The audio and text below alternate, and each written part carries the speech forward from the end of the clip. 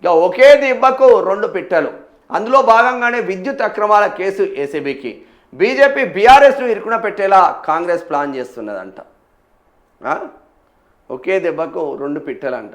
ఒకే దెబ్బకు రెండు పిట్టలు అన్నట్టుగా ఒకేసారి అటు బీఆర్ఎస్ ఇటు బీజేపీని ఇరుకున పెట్టేలా సీఎం రేవంత్ ప్లాన్ చేశారు.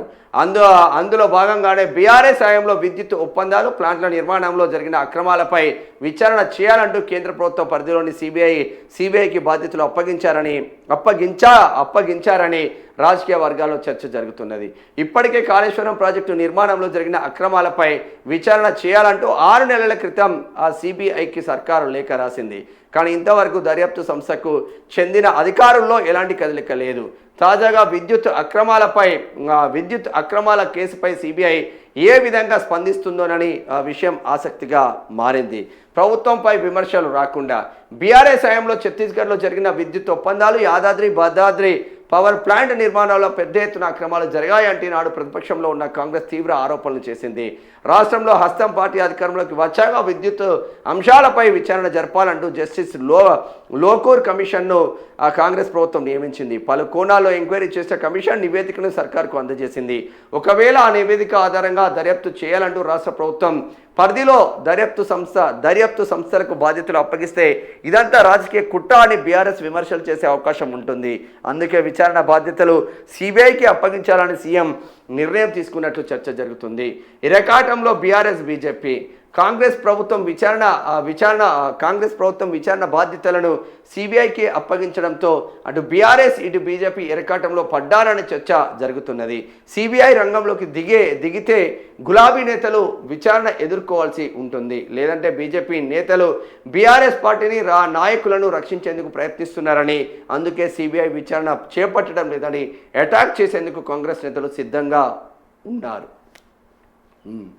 ఓకే, ఇప్పుడు వాస్తవంగా విద్యుత్ శాఖ మంత్రి Suryapet MLA, present Suryapet MLA విద్యుత్ శాఖ మంత్రిగా పనిచేస్తుండే. అయిపోయింది, నీ పని అయిపోయింది, నీకు 6 నెలలలో నేను జైల్లో వేస్తామన్నారు కాంగ్రెస్ వాళ్ళు.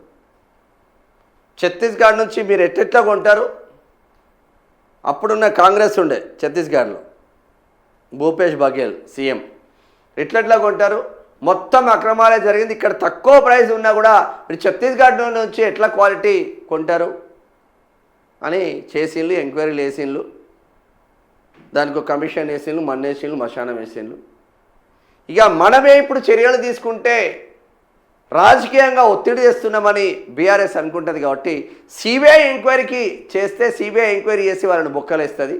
ఒకవేళ చేయకపోతే బీఆర్ఎస్ బీజేపీ ఒకటే, చేస్తేనేమో ఓకే, చేయకపోతేనేమో వీరిద్దరు ఓకే అని ఇక్కడ రేవంత్ రెడ్డి లెక్కలు వేసుకుంటున్నారు. ఎవరి లెక్కలు వాళ్ళకు ఉన్నాయి. కానీ ప్రజాకోణంలో ప్రజలు ఏం చేస్తున్నారు, ప్రజలకు మనం పాలకులుగా ఉన్నాము, వాళ్ళ పరిస్థితులు ఏంది అనేది ఒక్క నా కొడుకు లెక్కలు వేసుకుంటలేరా? బాధ అనిపిస్తుంది. ఇక యుఏఈపై ఇరాన్ దాడి, సీజ్ ఫైర్ తర్వాత తొలి అటాక్, 3 భారతీయులకు గాయాలు. ఇరాన్ దాడిలో దెబ్బతిన్న పుజైరాలోని ఆయిల్ రిఫైనరీ మొత్తం ఆయిల్ల మీద పడ్డరా.